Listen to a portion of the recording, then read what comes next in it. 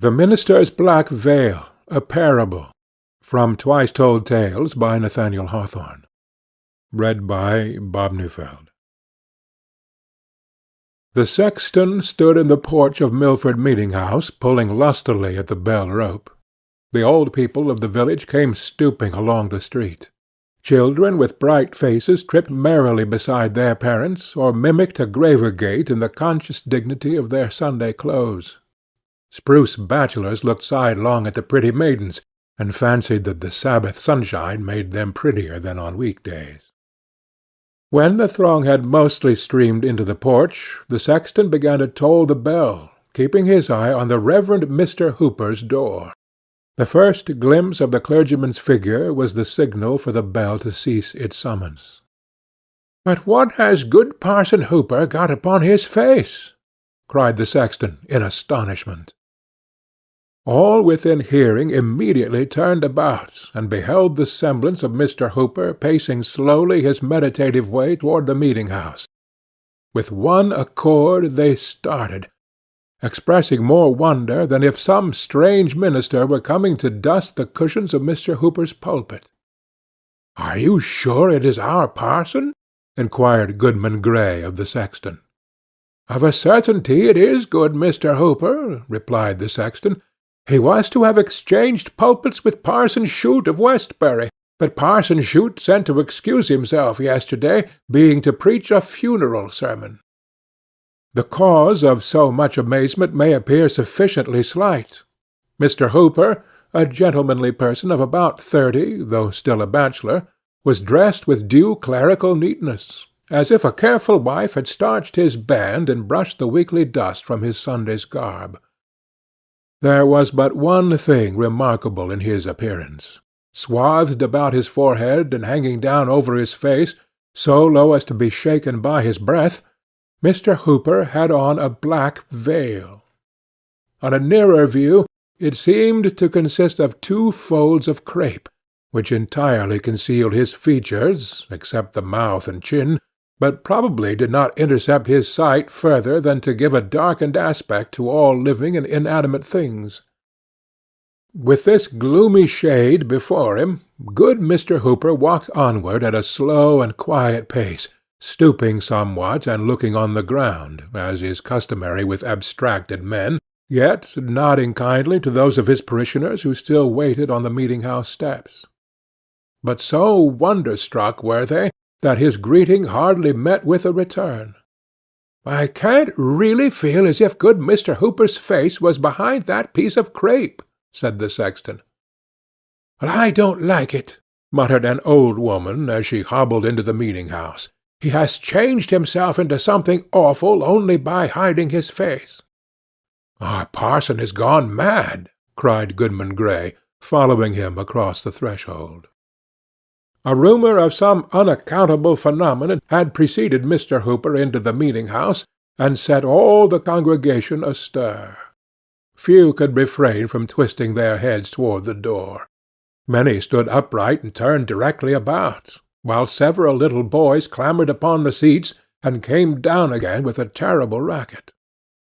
There was a general bustle, a rustling of women's gowns and shuffling of men's feet, greatly at variance with that hushed repose which should attend the entrance of the minister.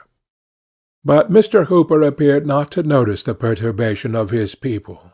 He entered with an almost noiseless step, bent his head mildly to the pews on each side, and bowed as he passed his oldest parishioner, a white-haired great-grandsire, who occupied an arm-chair in the centre of the aisle. It was strange to observe how slowly this venerable man became conscious of something singular in the appearance of his pastor.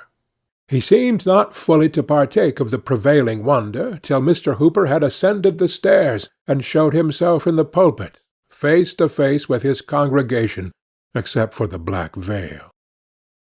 That mysterious emblem was never once withdrawn. It shook with his measured breath as he gave out the psalm. It threw its obscurity between him and the holy page as he read the Scriptures, and while he prayed the veil lay heavily on his uplifted countenance. Did he seek to hide it from the dread being whom he was addressing? Such was the effect of this simple piece of crape, that more than one woman of delicate nerves was forced to leave the meeting-house. Yet, perhaps, the pale-faced congregation was almost as fearful a sight to the minister as his black veil to them. Mr. Hooper had the reputation of a good preacher, but not an energetic one. He strove to win his people heavenward by mild, persuasive influences, rather than to drive them thither by the thunders of the word. The sermon which he now delivered was marked by the same characteristics of style and manner as the general series of his pulpit oratory, but there was something, either in the sentiment of the discourse itself, or in the imagination of the auditors, which made it greatly the most powerful effort they had ever heard from their pastor's lips. It was tinged rather more darkly than usual with the gentle gloom of Mr. Hooper's temperament. The subject had reference to secret sin, and those sad mysteries which we hide from our nearest and dearest, and would fain conceal from our own consciousness, even forgetting that the omniscient can detect them. A subtle power was breathed into his words. Each member of the congregation, the most innocent girl and the man of hardened breast, felt as if the preacher had crept upon them behind his awful veil and discovered their hoarded iniquity of deed or thought. Many spread their clasped hands on their bosoms. There was nothing terrible in what Mr. Hooper said, at least no violence, and yet with every tremor of his melancholy voice the hearers quaked. An unsought pathos came hand in hand with awe. So sensible were the audience of some unwonted attribute in their minister that they longed for a breath of wind to blow aside the veil, almost believing that a stranger's visage would be discovered, though the form, gesture, and voice were those of Mr. Hooper. At the close of the services, the people hurried out with indecorous confusion, eager to communicate their pent-up amazement, and conscious of lighter spirits the moment they lost sight of the black veil. Some gathered in little circles, huddled closely together, with their mouths all whispering in the centre. Some went homeward alone, wrapped in silent meditation. Some talked loudly, and profaned the Sabbath day with ostentatious laughter. A few shook their sagacious heads, intimating that they could penetrate the mystery, while one or two affirmed that there was no mystery at all, but only that Mr. Hooper's eyes were so weakened by the midnight lamp as to require a shade. After a brief interval, forth came good Mr. Hooper also, in the rear of his flock. Turning his veiled face from one group to another, he paid due reference to the hoary heads, saluted the middle-aged with kind dignity as their friend and spiritual guide, greeted the young with mingled authority and love, and laid his hands on the little children's heads to bless them. Such was always his custom on the Sabbath day. Strange and bewildered looks repaid him for his courtesy. None, as on former occasions, aspired to the honour of walking by their pastor's side.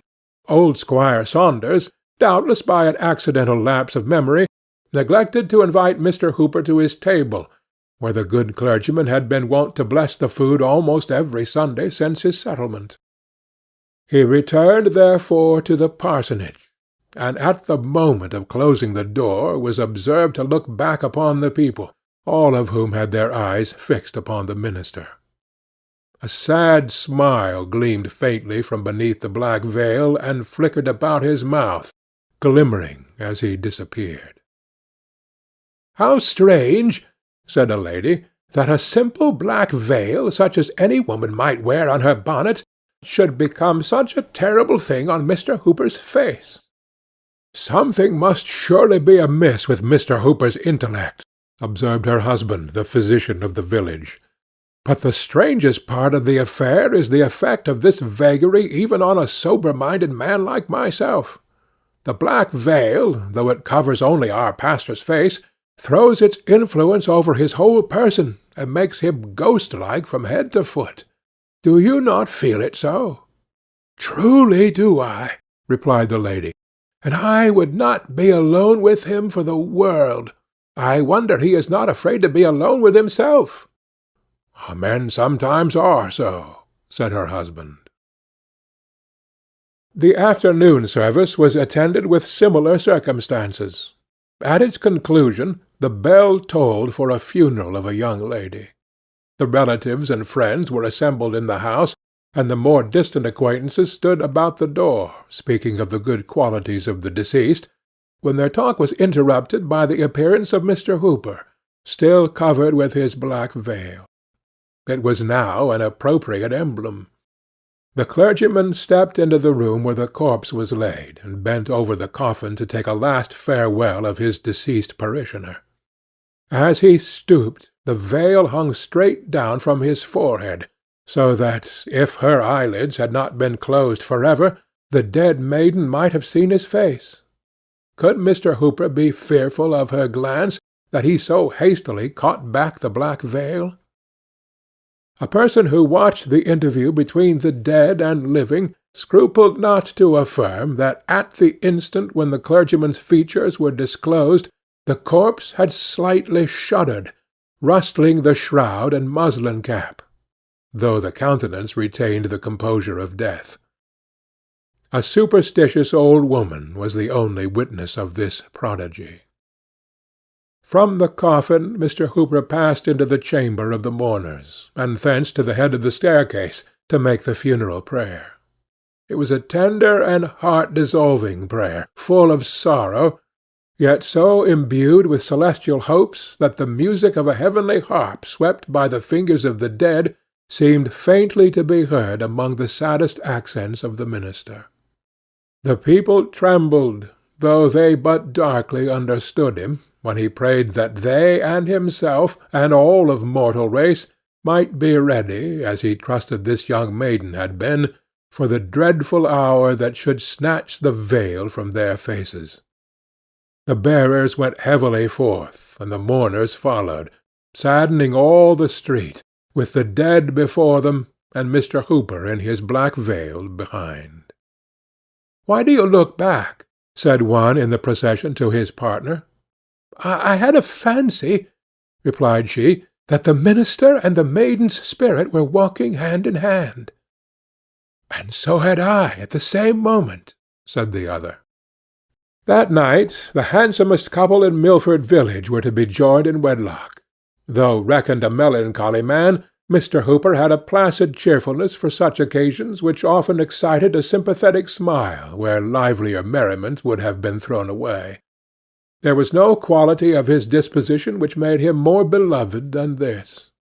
The company at the wedding awaited his arrival with impatience, trusting that the strange awe which had gathered over him throughout the day would now be dispelled.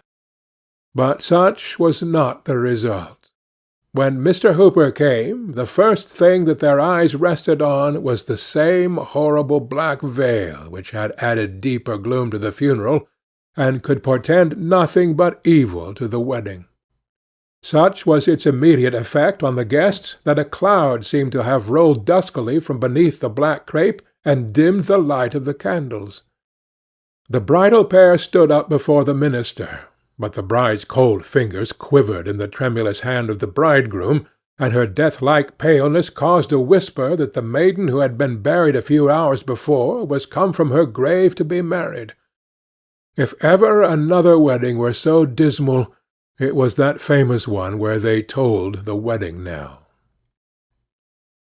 After performing the ceremony, Mr. Hooper raised a glass of wine to his lips, wishing happiness to the new married couple in a strain of mild pleasantry that ought to have brightened the features of the guests like a cheerful gleam from the hearth. At that instant, catching a glimpse of his figure in the looking-glass, the black veil involved his own spirit in the horror with which it overwhelmed all others. His frame shuddered, his lips grew white. He spilt the untasted wine upon the carpet, and rushed forth into the darkness, for the earth, too, had on her black veil. The next day the whole village of Milford talked of little else than Parson Hooper's black veil. That, and the mystery concealed behind it, supplied a topic for discussion between acquaintances meeting in the street, and good women gossiping at their open windows. It was the first item of news that the tavern-keeper told to his guests. The children babbled of it on their way to school. One imitative little imp covered his face with an old black handkerchief, thereby so affrighting his playmates that the panic seized himself, and he well-nigh lost his wits by his own waggery. It was remarkable that of all the busybodies and impertinent people in the parish, not one ventured to put the plain question to Mr. Hooper wherefore he did this thing. Hitherto, whenever there appeared the slightest call for such interference, he had never lacked advisers nor shown himself averse to be guided by their judgment. If he erred at all, it was by so painful a degree of self-distrust that even the mildest censure would lead him to consider an indifferent action as a crime. Yet, though so well acquainted with this amiable weakness, no individual among his parishioners chose to make the black veil a subject of friendly remonstrance.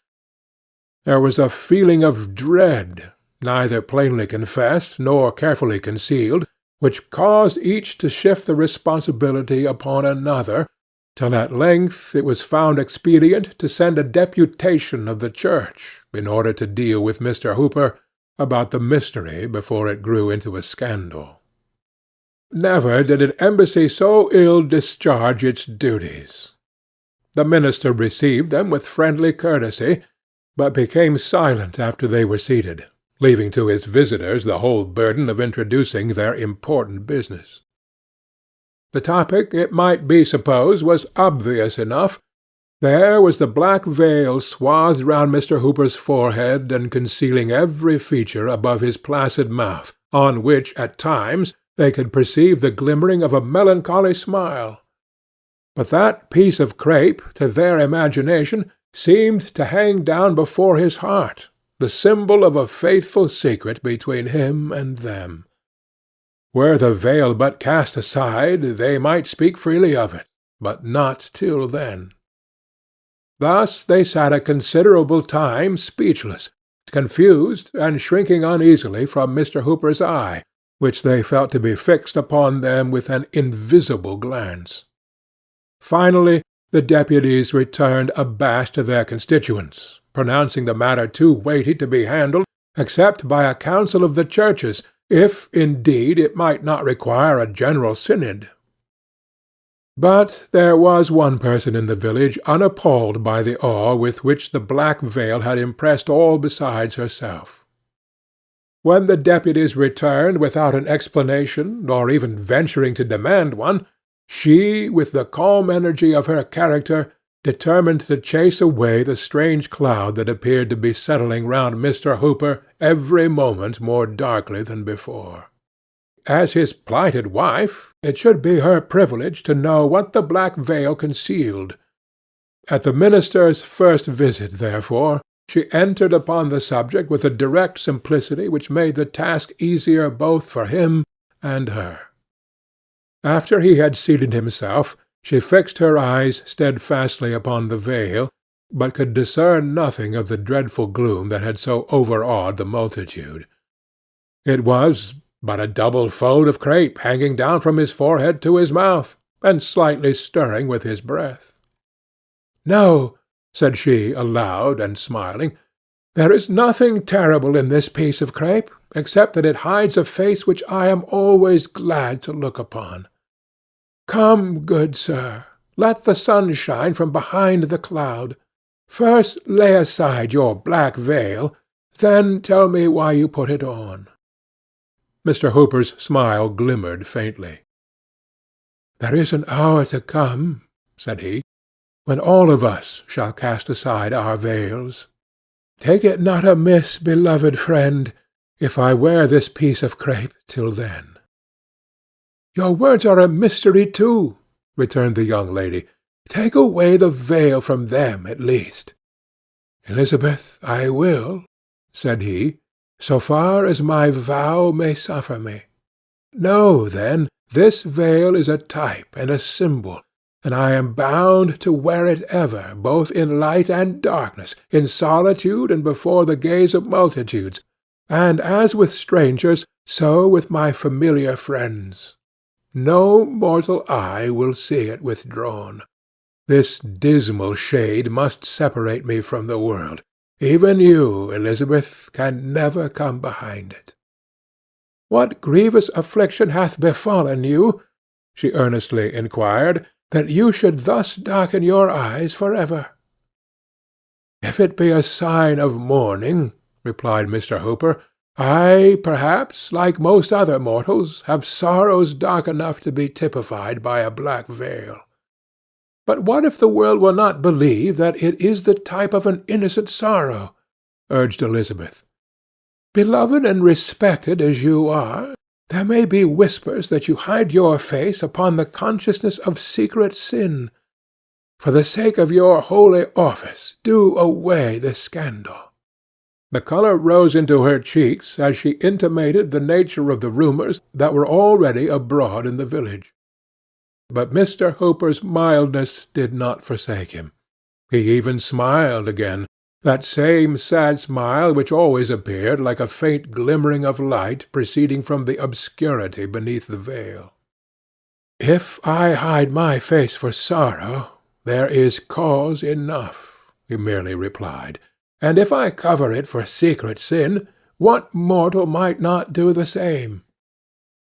And with this gentle but unconquerable obstinacy did he resist all her entreaties. At length Elizabeth sat silent. For a few moments she appeared lost in thought, considering, probably, what new methods might be tried to withdraw her lover from so dark a fantasy, if it had no other meaning, was perhaps a symptom of mental disease. Though of a firmer character than his own, the tears rolled down her cheeks. But in an instant, as it were, a new feeling took the place of sorrow. Her eyes were fixed insensibly on the black veil, when, like a sudden twilight in the air, its terrors fell around her. She arose and stood trembling before him. "And do you feel it then, at last?" said he mournfully. She made no reply, but covered her eyes with her hand and turned to leave the room. He rushed forward and caught her arm. "Have patience with me, Elizabeth," cried he, passionately. "Do not desert me, though this veil must be between us here on earth. Be mine, and hereafter there shall be no veil over my face, no darkness between our souls. It is but a mortal veil. It is not for eternity. Oh, you know not how lonely I am, and how frightened to be alone behind my black veil. Do not leave me in this miserable obscurity forever. Lift the veil but once, and look me in the face," said she. "Never. It cannot be," replied Mr. Hooper. "Then farewell," said Elizabeth. She withdrew her arm from his grasp and slowly departed, pausing at the door to give one long shuddering gaze which seemed almost to penetrate the mystery of the black veil. But even amid his grief, Mr. Hooper smiled to think that only a material emblem had separated him from happiness, though the horrors which it shadowed forth must be drawn darkly between the fondest of lovers. From that time no attempts were made to remove Mr. Hooper's black veil, or by a direct appeal to discover the secret which it was supposed to hide. By persons who claimed a superiority to popular prejudice, it was reckoned merely an eccentric whim, such as often mingles with the sober actions of men otherwise rational, and tinges them all with its own semblance of insanity. But with the multitude, good Mr. Hooper was irreparably a bugbear. He could not walk the street with any peace of mind, so conscious was he that the gentle and timid would turn aside to avoid him, and that others would make it a point of hardihood to throw themselves in his way. The impertinence of the latter class compelled him to give up his customary walk at sunset to the burial-ground, for when he leaned pensively over the gate, There would always be faces behind the gravestones peeping at his black veil. A fable went the rounds that the stare of the dead people drove him thence. It grieved him to the very depth of his kind heart to observe how the children fled from his approach, breaking up their merriest sports, while his melancholy figure was yet afar off. Their instinctive dread caused him to feel more strongly than aught else that a preternatural horror was interwoven with the threads of the black crape. In truth, his own antipathy to the veil was known to be so great that he never willingly passed before a mirror, nor stooped to drink at a still fountain, lest in its peaceful bosom he would be affrighted by himself. This was what gave plausibility to the whispers that Mr. Hooper's conscience tortured him for some great crime too horrible to be entirely concealed or otherwise than so obscurely intimated. Thus, from beneath the black veil, there rolled a cloud into the sunshine, an ambiguity of sin or sorrow, which enveloped the poor minister, so that love or sympathy could never reach him. It was said that ghost and fiend consorted with him there. With self-shudderings and outward terrors, he walked continually in its shadow, groping darkly within his own soul, or gazing through a medium that saddened the whole world. Even the lawless wind, it was believed, respected his dreadful secret, and never blew aside the veil.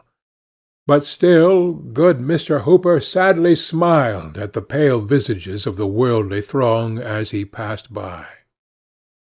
Among all its bad influences, the black veil had the one desirable effect of making its wearer a very efficient clergyman. By the aid of his mysterious emblem, for there was no other apparent cause, he became a man of awful power over souls that were in agony for sin. His converts always regarded him with a dread peculiar to themselves, affirming, though but figuratively, that before he brought them to celestial light, they had been with him behind the black veil. Its gloom, indeed, enabled him to sympathize with all dark affections. Dying sinners cried aloud for Mr. Hooper, and would not yield their breath till he appeared, though ever, as he stooped to whisper consolation, they shuddered at the veiled face so near their own. Such were the terrors of the black veil, even when death had bared his visage. Strangers came long distances to attend service in his church, with the mere idle purpose of gazing at his figure, because it was forbidden them to behold his face. But many were made to quake ere they departed.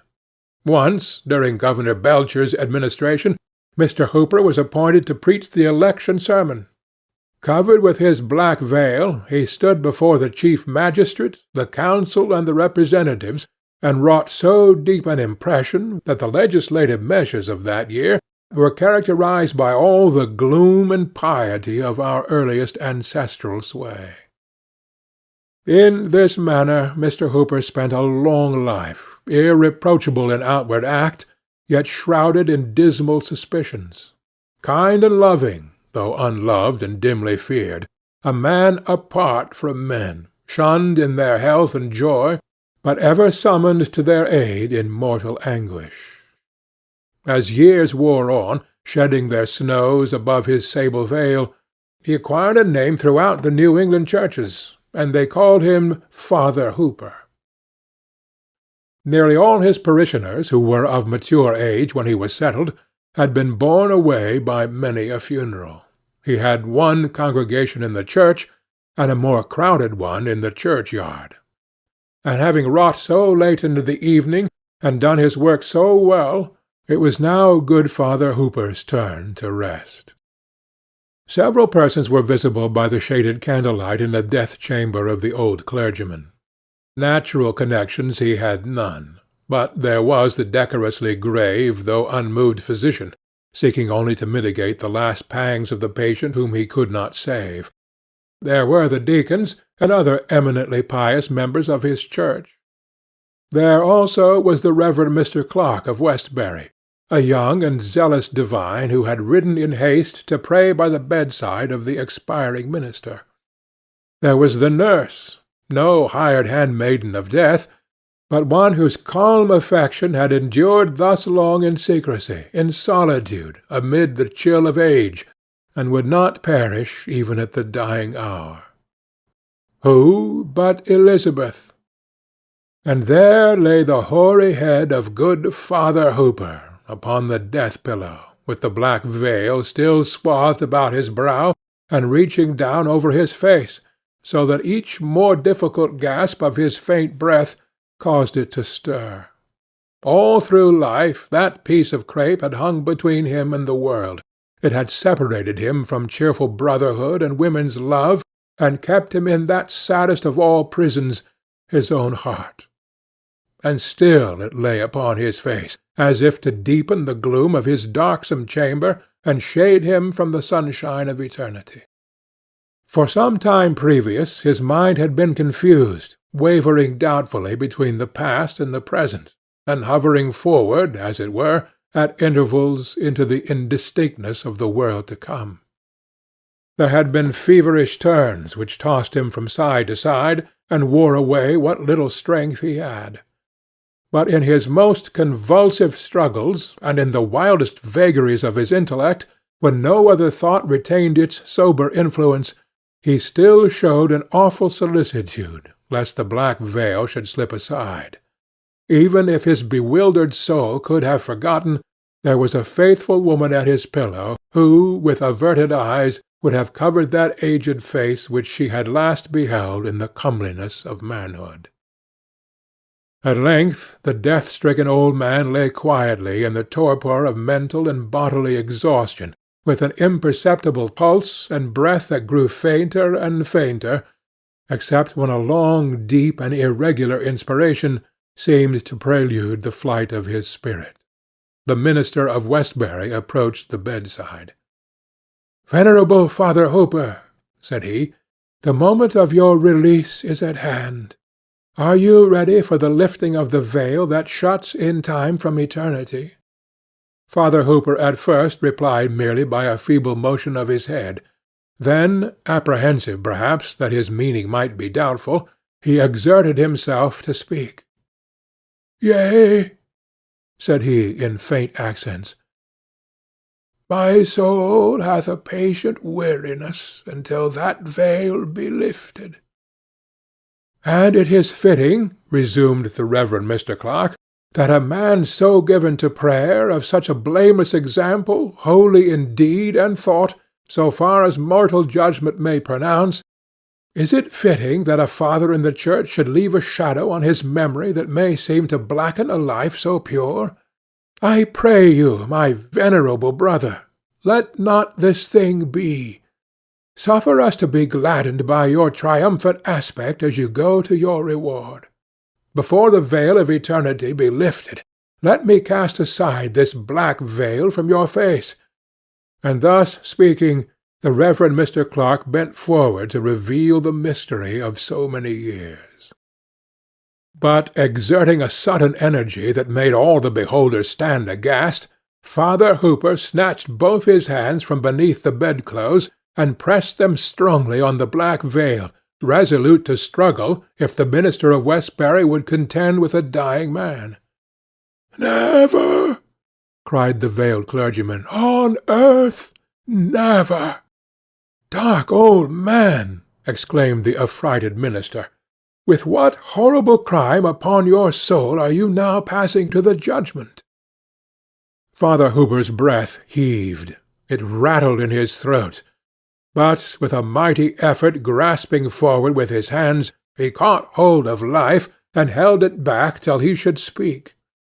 He even raised himself in bed, and there he sat, shivering with the arms of death around him, while the black veil hung down, awful at that last moment in the gathered terrors of a lifetime.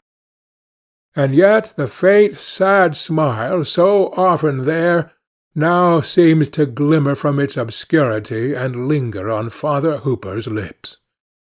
"Why do you tremble at me alone?" cried he, turning his veiled face round the circle of pale spectators. "Tremble also at each other. Have men avoided me, and women shown no pity, and children screamed and fled only for my black veil?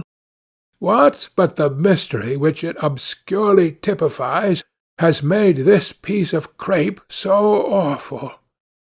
When the friend shows his inmost heart to his friend, the lover to his best beloved, when man does not vainly shrink from the eye of his Creator, loathsomely treasuring up the secret of his sin, then deem me a monster for the symbol beneath which I have lived and die.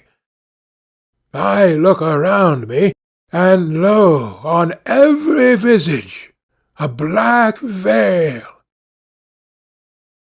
While his auditors shrank from one another in mutual affright, Father Hooper fell back upon his pillow, a veiled corpse with a faint smile lingering on the lips. Still veiled, they laid him in his coffin, and a veiled corpse they bore him to the grave. The grass of many years has sprung up and withered on that grave, the burial stone is moss-grown, and good Mr. Hooper's face is dust. But awful is still the thought that it mouldered beneath the black veil. End of the Minister's Black Veil.